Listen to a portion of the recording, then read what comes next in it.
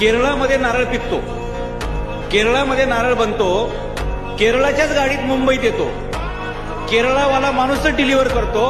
हे सगळेच असल्यामुळे केरळातल्या नारळाला भाव मिळाला नाही असं कधीच झालं नाही. नारळ तिथे लईत लई तुम्हाला सांगतो 8 रुपयाला जागेवरती शेतातून